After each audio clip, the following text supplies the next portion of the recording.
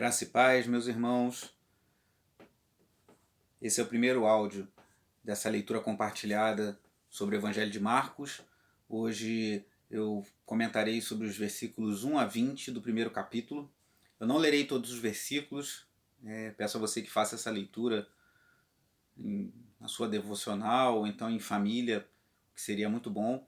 E vou comentar um pouco, fazer um apanhado sobre esses versículos na intenção de te ajudar na sua leitura a apreender, a absorver um pouco mais das riquezas desse texto, do texto bíblico, em especial hoje dessa porção tão maravilhosa da Palavra de Deus. Eu vou dividir em 3 partes esse trecho dos versículos 1 a 20. Primeiro, os versículos 1 a 8, falando que Jesus Cristo é o Filho de Deus. Depois dos versículos 9 a 13, falando do batismo de Jesus e de sua tentação. E por fim, versículos 14 a 20, do chamado dos primeiros discípulos.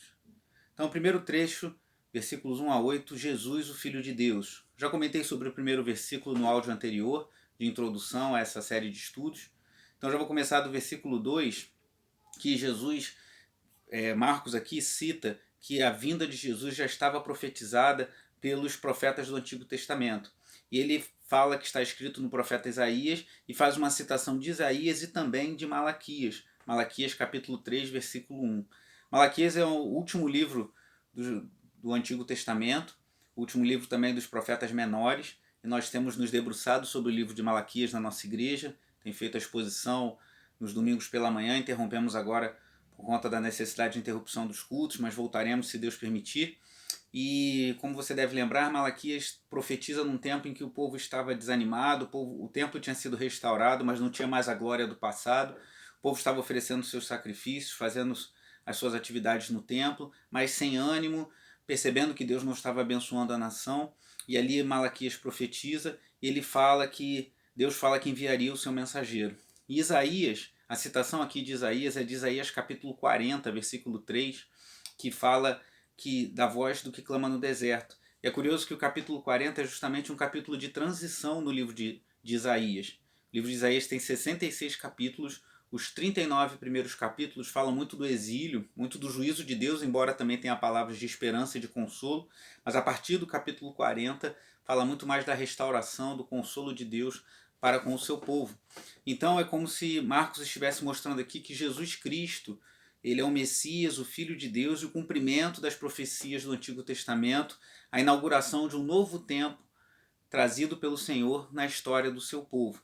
E aí fala de João Batista, que anunciava arrependimento de pecados e falava claramente que ele mesmo não era o Messias, mas viria o Messias, que é Jesus Cristo.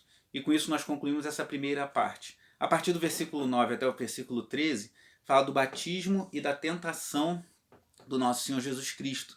Jesus Cristo foi batizado, ele cumpriu tudo que foi designado por Deus para ele, e ele passou pelo batismo, mesmo a gente sabendo que Jesus não teve pecado.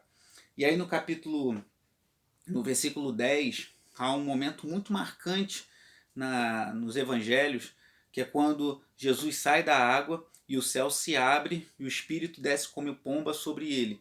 E no versículo 11 diz que veio dos céus uma voz que dizia: Tu és o meu filho amado, de ti me agrado. Só um parênteses aqui, como eu tenho dito, além da leitura no próprio Evangelho de Marcos, eu vou sugerir algumas leituras complementares. Eu falei antes, na primeira parte, sobre Isaías 40 e Malaquias capítulo 3, que eu sugiro que, se você tiver disponibilidade, leia esses capítulos. E como uma leitura mais devocional, eu vou colocar alguns salmos ou orações da Bíblia, e hoje eu estou colocando o Salmo 2. E o pastor John MacArthur, no seu comentário, ele fala que esse Tu és meu filho é uma citação do Salmo 2, versículo 7, que é um salmo messiânico, mostrando o poderio, a regência do Filho de Deus. Algo muito importante para nós pensarmos em dias confusos como os nossos, lembrarmos que o nosso Deus tem toda a história no controle de suas mãos. Então deixo o Salmo 2 também para a nossa reflexão.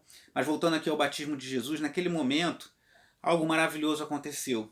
E eu queria citar o autor que eu citei na mensagem anterior, Grant Osborne, que ele fala o seguinte: Moisés, como está registrado lá em Êxodo 14, Josué, como está registrado em Josué 3, e Elias, como em 2 Reis 2, abriram as águas, mas Jesus rasga a própria malha do céu. Por meio de Moisés, Deus abriu as águas do Mar Vermelho. Por meio de Josué, Deus abriu as águas do Rio Jordão para a entrada do povo na Terra Prometida. Por meio de Elias também o Rio Jordão foi dividido. Mas agora em Cristo os céus se rasgam. E um outro autor chamado Carl Trueman, num livro muito bom chamado O Imperativo Confessional, ele diz o seguinte, ele diz que Jesus é batizado, os céus são rasgados, o Espírito desce na forma de uma pomba e imediatamente o Pai declara seu amor ao Filho. E ele diz o seguinte, a linguagem de rasgar é significativa aqui. A palavra grega é usada apenas em mais uma ocasião no Evangelho de Marcos, em Marcos 15:38, quando o véu do templo é rasgado em dois. E ele continua dizendo, muitos leitores do Evangelho veem essa ruptura como a abertura do caminho para a entrada nos Santos dos Santos. É mais provável que isso represente o movimento de Deus para fora dos Santos dos Santos. Só até aí a citação. Por que eu quis chamar a atenção para isso, que eu achei muito interessante? Eu sempre ouvi que o véu rasgado de cima a baixo representava o nosso livre acesso a Deus.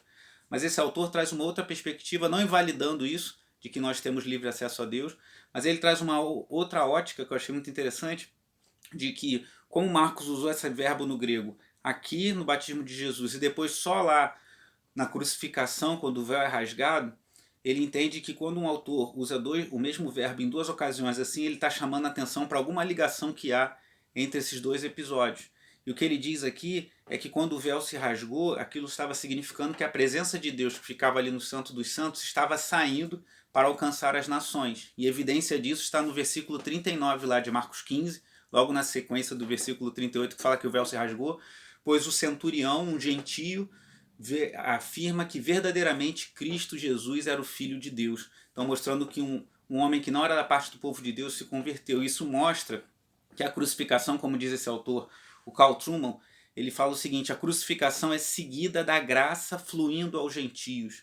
Ou seja, assim como o céu foi rasgado no batismo de Jesus, e ali estava a Santíssima Trindade, Deus Pai, Filho e Espírito Santo, e o céu depois, e o véu se rasgou na crucificação de Cristo, ali Deus estava mostrando que por meio da crucificação ele estava indo atingir todos os povos. No Antigo Testamento vemos povos, pessoas de outros povos chegando ao povo de Deus, mas aqui com a morte de Cristo e depois com a sua ressurreição, Deus está ampliando a sua salvação a todas as nações. Então é algo maravilhoso que nós vemos ali.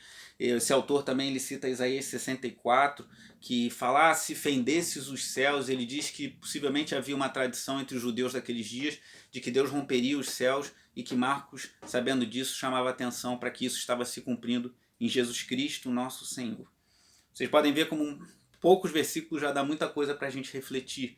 E aí entra a tentação de Jesus, quando Jesus é impelido pelo Espírito Santo para o deserto e é tentado por Satanás. Marcos fala bem brevemente sobre isso. Se você quiser se expandir um pouquinho mais nesse assunto, leia Mateus capítulo 4 ou Lucas capítulo 4, que eles dão um relato mais extenso da tentação de Jesus. E eu quero fazer uma aplicação para a nossa vida nesses dias, pois lá no relato de Mateus e de Lucas, fala que numa das tentações o diabo levou Jesus para o alto do templo e falou para que ele se jogasse lá de cima, pois como afirma o Salmo 91, Deus o protegeria, e Jesus responde, mas também está escrito, não tentarás o Senhor teu Deus.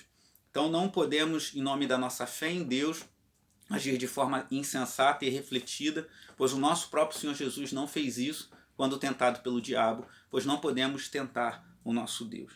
E aí vem a terceira parte, versículos 14 a 20, o chamado dos primeiros discípulos. E você vai ver ali como Cristo está chamando os discípulos para estarem junto dele, para seguirem o seu caminho, para serem pescadores de homens. E eu quero concluir essa reflexão pensando nesses dias de tanta angústia, tanta preocupação, de isolamento, as pessoas nos seus lares. Talvez seja um tempo de nós voltarmos a pensar nesse chamado que talvez você tenha ouvido há muito tempo atrás, de ser um pescador de almas, de ser alguém que se lança na obra de Deus para abençoar vidas, para pregar o Evangelho. E você pode fazer isso mesmo assim como eu estou fazendo agora à distância, pela internet ou com os recursos que você tiver. Quem sabe Deus está te chamando para novamente ser um pescador de almas, um pescador de homens, como ele chamou aqueles primeiros discípulos. Então com isso eu quero concluir esse primeiro estudo e chamar a nossa atenção para a riqueza da palavra de Deus. Eu espero que com esse material você tenha mais recursos para extrair mais e mais da sua leitura bíblica. Que Deus te abençoe rica e abundantemente.